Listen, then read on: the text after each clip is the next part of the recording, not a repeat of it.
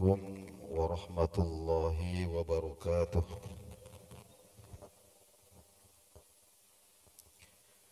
بسم الله الرحمن الرحيم. الحمد لله رب العالمين، وبه نستعين على أمور الدنيا والدين. اللهم صل وسلم على أشرف الأنبياء والمرسلين سيدنا ومولانا محمد النبي الأمي وعلى آله وأصحابه أجمعين، أما بعد. Ma'asyiral muslimin wal muslimat, sidang jemaah subuh rahimakumullah. Alhamdulillahirabbil alamin. Subuh hari ini kita kembali bersyukur kehadirat Allah Subhanahu wa taala. Kita lanjutkan kembali kajian kita.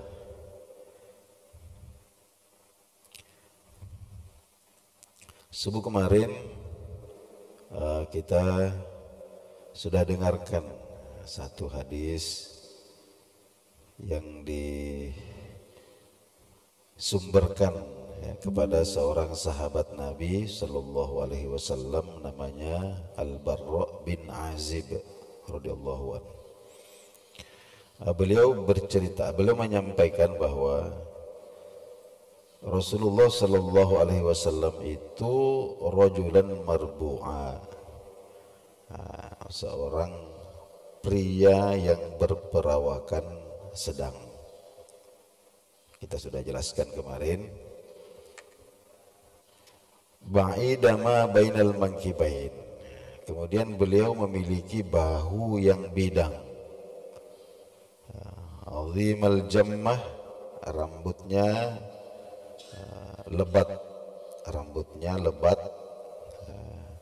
Ila syahmati uzunaihi, sampai menutupi daun telinga. Ini salah satu riwayat. Subuh kemarin juga kita sudah sampaikan bahwa berkaitan dengan panjangnya rambut Nabi Shallallahu Alaihi Wasallam itu ada 3 riwayat.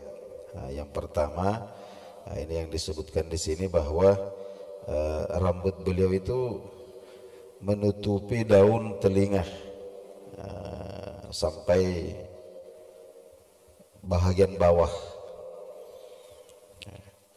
Kemudian riwayat yang kedua menyebutkan melewati lagi. Ini rambutnya panjang melewati daun telinga, tapi tidak sampai menyentuh bahu. Kemudian riwayat yang ketiga menyebutkan bahwa rambut beliau panjang hingga menyentuh bahunya. Jadi ketiga riwayat ini semuanya sah. Ya, mungkin pada waktu yang berbeda. Ini saksi mata ini. Kemudian ada momen tertentu yang disaksikan oleh Barra bin Azib ini, yaitu ketika beliau menyaksikan Rasulullah Sallallahu Alaihi Wasallam ini mengenakan pakaian yang berwarna merah, namanya khullah. Beliau mengatakan bahwa ma ra'aitu syai'an qattu ahsana minhu. Saya tidak pernah menyaksikan atau melihat sesuatu yang lebih indah daripada itu. Yaitu pemandangan ketika Rasulullah Sallallahu Alaihi Wasallam mengenakan hullah yang berwarna merah. Di sini sedikit dikomentari oleh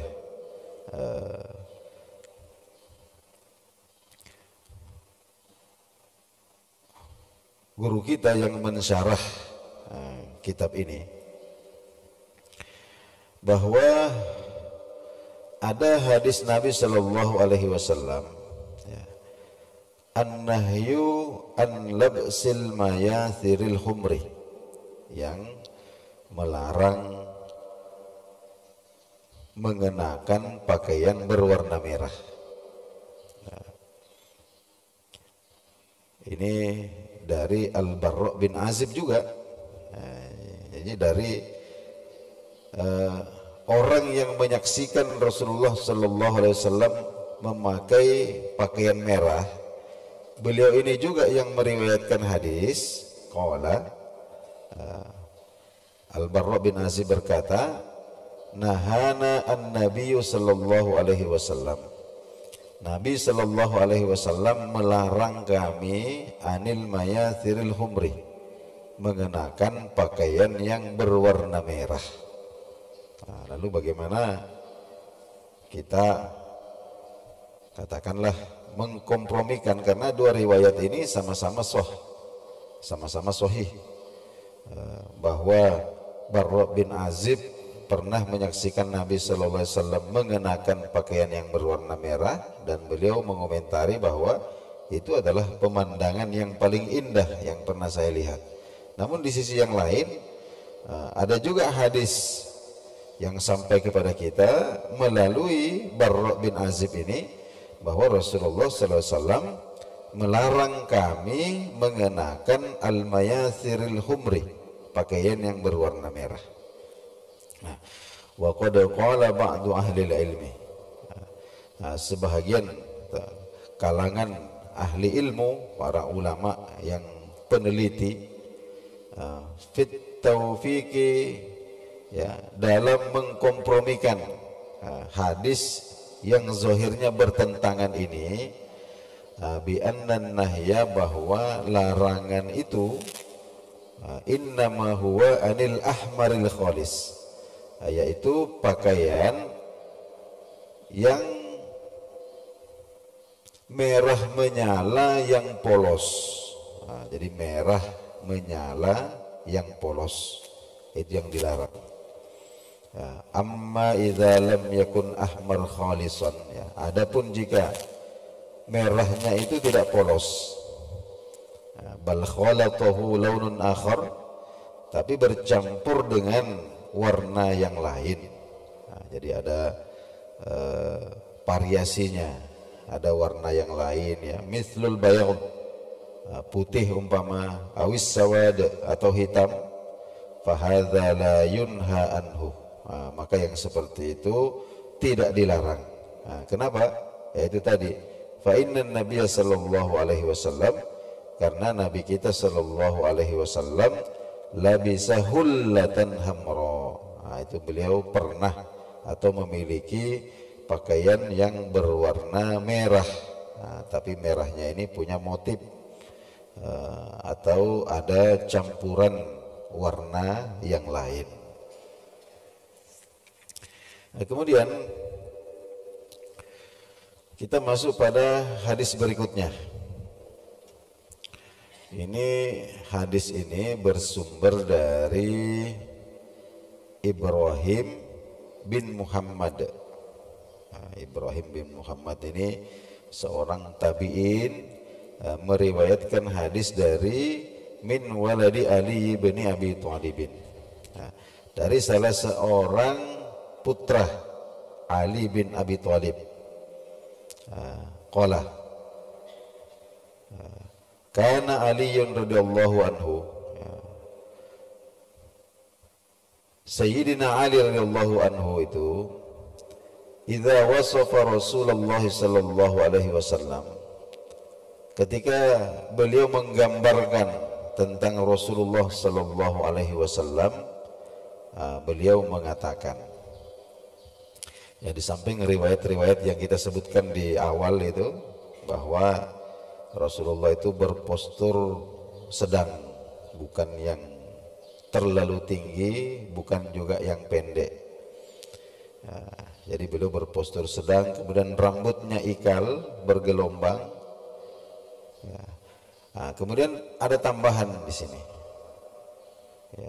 Walam yakun bil muttahami. Jadi postur beliau itu tidak gemuk, ya, bukan, Rasulullah itu sallallahu alaihi wasallam tidak gemuk. Wala bil mukalthami, dan wajah beliau itu bukan yang bulat sempurna. Wajah beliau itu kelihatan bulat, tapi bukan bulat yang seperti lingkaran itu.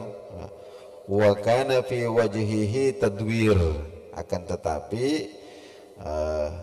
agak lonjong, ya, agak lonjong, jadi bulat lonjong, barangkali seperti barangkali seperti telur lah, seperti itu. Bulatnya bulat telur, ya, jadi bukan bulat lingkaran. Jadi Sayyidina Ali mengatakan bahwa Nabi itu perawakannya tidak gemuk, kemudian wajah beliau itu bukan yang bulat sempurna, akan tetapi wa kana fi wajhihi tadwirun, ya, ada bulat-bulatnya, tapi tidak bulat betul, ya, agak lonjong. Kemudian abyadu musyrabun, kulitnya berwarna putih kemerahan, ya. Ad'ajul ainaini, hitam matanya itu sangat gelap, ya. Ad'ajul ainaini, hitam matanya sangat gelap. Ahdabul asfar, bulu matanya lentik. Jalilul musyashi wal katadi, bahu dan dadanya bidang. Kemudian ajradu dzu masrubah, beliau ini sallallahu alaihi wasallam ajradu dzu masrubah, maknanya ini beliau ini punya bulu dada yang halus menyambung sampai ke pusar, jadi bulu dada halus itu masrubah, maknanya itu menyambung sampai ke pusar. Syasnul kaffaini wal qadamaini, kemudian telapak kaki dan telapak tangan beliau sallallahu alaihi wasallam itu tebal. Syasnul kaffaini wal qadamaini, tebal tapi tidak kasar. Itu namanya syasnu, itu sesuatu yang tebal tapi halus, gitu ya. Itu tebal tetapi halus, telapak tangan dan telapak kaki beliau. Idza masya, jika beliau berjalan, idza masya, ini gaya jalannya Nabi sallallahu alaihi wasallam. Ketika beliau berjalan itu taqalla'ah, maka langkah kakinya itu ringan, ya, langkah kakinya ringan. Maknanya itu Nabi itu sallallahu alaihi wasallam itu jalannya cepat. Digambarkan di sini ka'annama yanhattu fi sababin, ya, seperti orang yang menuruni dataran yang miring. Jadi kalau ada tanah yang miring, kemudian kita turun, maka otomatis langkah-langkah kaki kita itu cepat, ya. Seperti itu gayanya atau stylenya Nabi Shallallahu Alaihi Wasallam ketika berjalan. Jadi langkah kakinya ringan, cepat, seperti orang yang menuruni dataran yang miring. Kemudian wa idzal tafatah,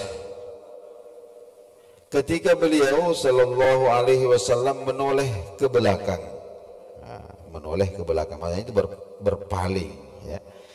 Iltafata ma'an, maka seluruh tubuhnya ikut, ya, seluruh tubuhnya ikut. Jadi bukan sekedar kepalanya yang ditolehkan, tapi beliau berbalik, ya, dengan seluruh badannya. Jadi seumpama beliau sedang berjalan, kemudian ada orang yang memanggil beliau dari belakang, maka beliau akan memalingkan seluruh tubuhnya menghadap kepada orang yang memanggil itu. Jadi beliau tidak sekedar menoleh seperti ini, tidak, tapi seluruh tubuhnya akan ikut berbalik. Kemudian baina katifaihi, di antara kedua bahunya, di antara kedua bahunya kiri kanan ini khatamun nubuwah, ada khatamun nubuwah. Kalau kita artikan khatam itu cap kenabian, ya, atau kita stempel ya, semacam stempel ya, stempel kenabian, dan itu ada pada semua nabi yang diutus oleh Allah Subhanahu wa taala. Ya, nanti ini akan punya bab sendiri yang menjelaskan tentang cap atau stempel kenabian ini. Ya, bentuknya itu dia daging ya, daging yang agak menonjol di antara kedua bahu. Nah, kira-kira besarnya ya, dalam hadis itu disebutkan seperti telur burung merpati, yang warnanya itu sewarna dengan kulit Nabi Shallallahu Alaihi Wasallam. Nah, itu nanti akan dijelaskan dalam babnya sendiri tentang khatamun nubuwah. Sayyidina Ali mengatakan bahwa di antara kedua pundak Nabi itu khatamun nubuwah, ada cap kenabian. Nah, wa huwa khatamun nabiyyin, dan beliau sallallahu alaihi wasallam adalah penutup para nabi. La nabiyya ba'dahu, tidak ada lagi nabi setelahnya sampai hari kiamat. Kemudian ajwadun nasi sadran, beliau adalah orang yang hatinya paling pemurah, paling penyayang di antara manusia, paling dermawan. Jadi ajwad itu maknanya pemurah, dermawan, sekaligus penyayang. Nah, itu namanya ajwad.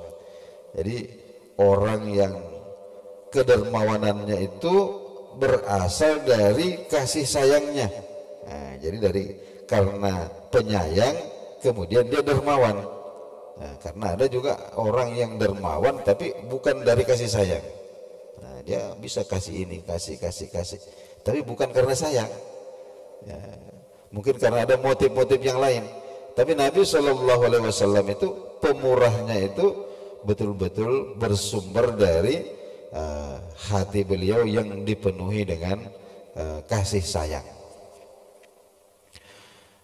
Kemudian wa asdaqun nasi lahjah, beliau Shallallahu Alaihi Wasallam ini adalah manusia yang paling benar ucapannya, paling benar dan paling bisa dipercaya ucapannya.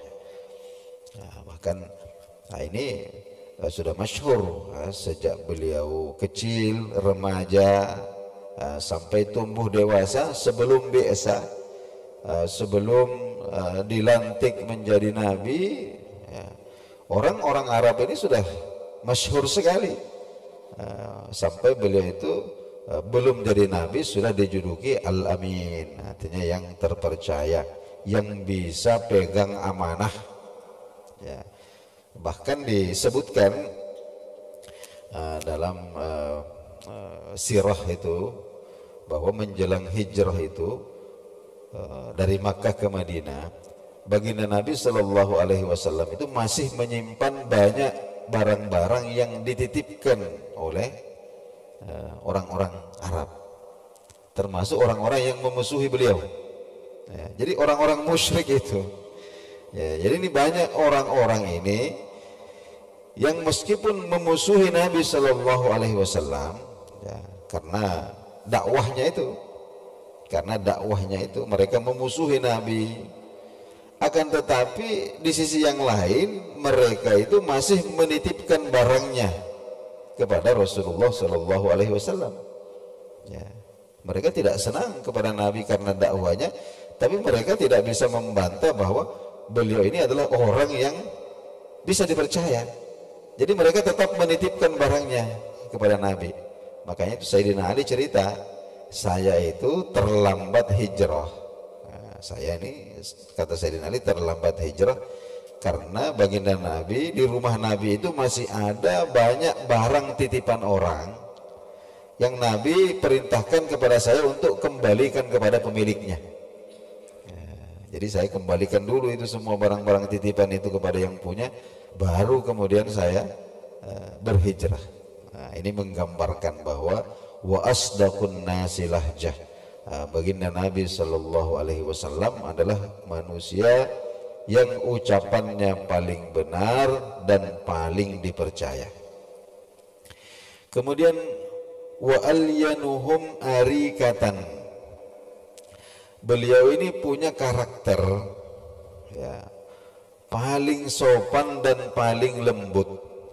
Ya, paling sopan dan paling lembut ya, kepada semua orang ya.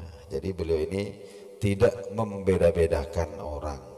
Ini orang bangsawan atau rakyat jelata, ini orang kaya atau orang tidak berpunya, ini orang dewasa atau anak kecil.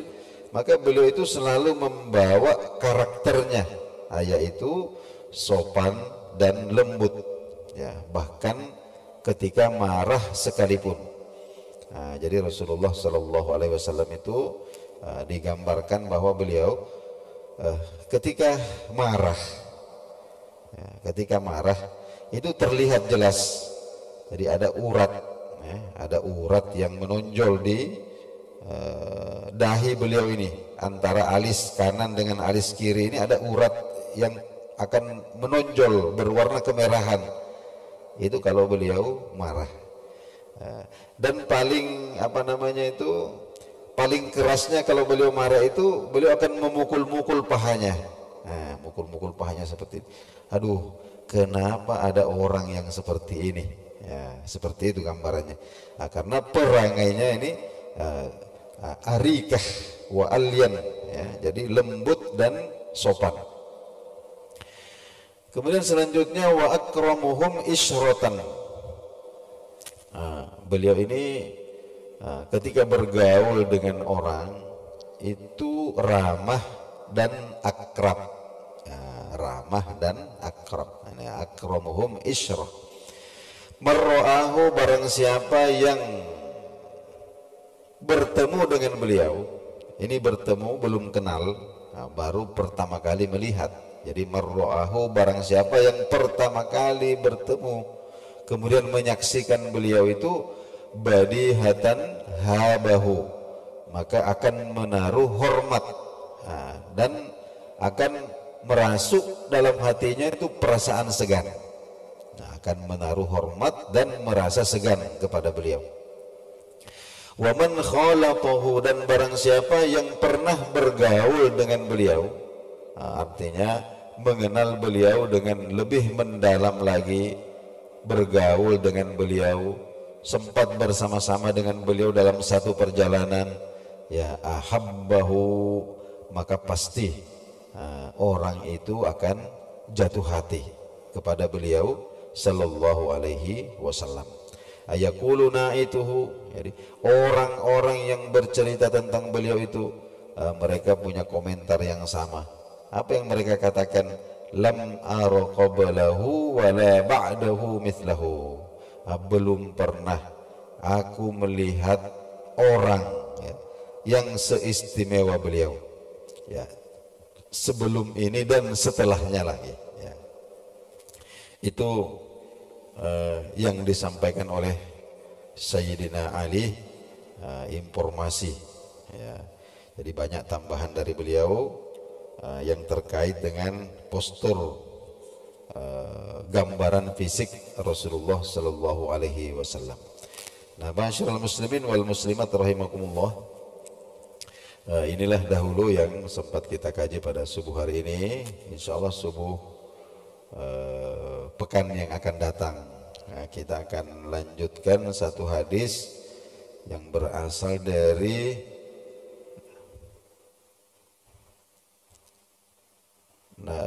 Halah ya. Berasal dari Halah, namanya Hindun ya. Hindun bin Abi Halah. Nah, ini anak tiri dari Rasulullah Sallallahu Alaihi Wasallam. Beliau ini putra dari Sayyidah Khadijah dari pernikahan sebelumnya. Namanya Hindun, ayahnya adalah Abu Halah.